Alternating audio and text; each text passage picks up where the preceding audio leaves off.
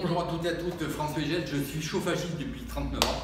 Je suis passionné par mon travail et j'ai développé un système de chauffage à très haute performance qui est en totale rupture avec ce qui se fait aujourd'hui. Alors, je vais vous poser une question. Qu'est-ce qui fait la performance de votre chauffage? La performance de votre chauffage, mes amis, elle est due à deux choses. Elle est due à la température d'eau de circulation. Bien sûr, plus elle est basse, moins on va consommer, moins votre pompe à chaleur ou votre chaudière va tourner. Et elle est due à l'inertie. L'inertie, c'est le temps de réactivité. En combien de temps votre chauffage va monter en température? C'est le plus important. Le plus important, c'est l'émetteur de chaleur et ce n'est pas la chaudière ni la pompe à chaleur. Que ce soit une chaudière, quelle que soit la marque, elles ont toutes le même rendement. Que ce soit une pompe à chaleur, elles ont toutes le même rendement également. Alors, vous l'avez compris, les systèmes de chauffage qui existent aujourd'hui, vous avez du radiateur, vous avez du plancher chauffant, vous avez la climatisation. Alors, quel est le chauffage le plus performant? Déjà, un radiateur va fonctionner entre 55 et 65 degrés de température. Un plafond chauffant, pour information, va consommer 3 fois moins. Un plafond chauffant travaille à 25 degrés de température d'eau. Un radiateur entre 55 et 65 degrés de température. Donc on a vite fait de voir, un radiateur est de loin le chauffage le moins performant. Tout comme la climatisation. Quand vous avez un ventiloconvecteur, la température d'eau dans un ventiloconvecteur va être de 55 degrés comme un radiateur. Et vous allez avoir un problème de convection, un problème d'air, un problème de bruit. Les radiateurs ou la climatisation travaillent sur un système à air.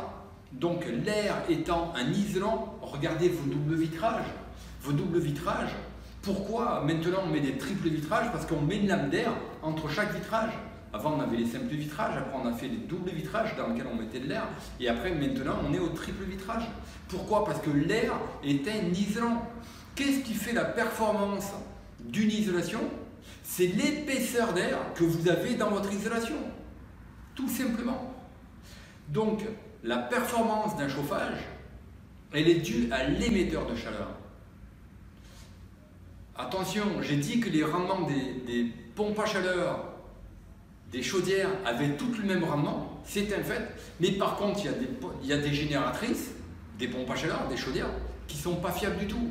Alors, allez sur des produits, si possible, français, qui sont testés. On est des Français, on doit faire travailler notre pays. Il n'y a pas besoin d'aller en Chine pour acheter des chaudières. Aujourd'hui, on fabrique, on est très bon dans le chauffage. Ça n'a pas été le cas pendant des décennies, mais aujourd'hui, on a des chauffages français qui sont très fiables. On a des très grandes marques de chauffage, que ce soit même des chauffages solaires, que ce soit des pompes à chaleur. Alors on a vu tout à l'heure que le plus important, c'était l'émetteur de chaleur. Alors pourquoi l'émetteur de chaleur? Un émetteur de chaleur doit répondre déjà aux futures normes, la RT 2020. La RT 2020 veut qu'un chauffage ait la température la plus basse possible afin de consommer le moins et le moins d'inertie. Alors l'inertie, c'est le temps, la réaction, la réactivité de votre chauffage. C'est-à-dire quand vous montez votre thermostat, en combien de temps votre température dans la pièce, elle va s'élever.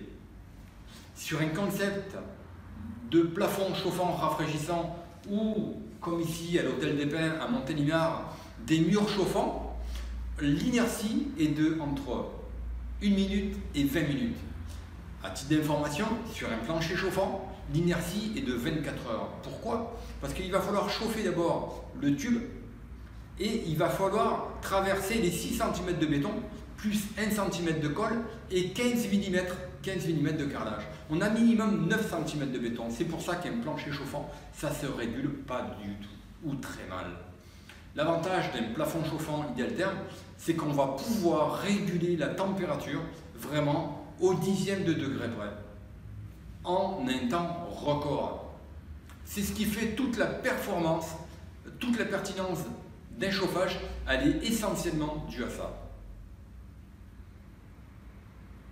Alors n'hésitez pas à regarder des des vidéos, je poste des vidéos toutes les semaines.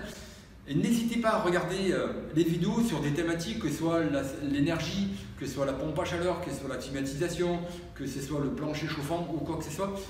C'est une chaîne d'information.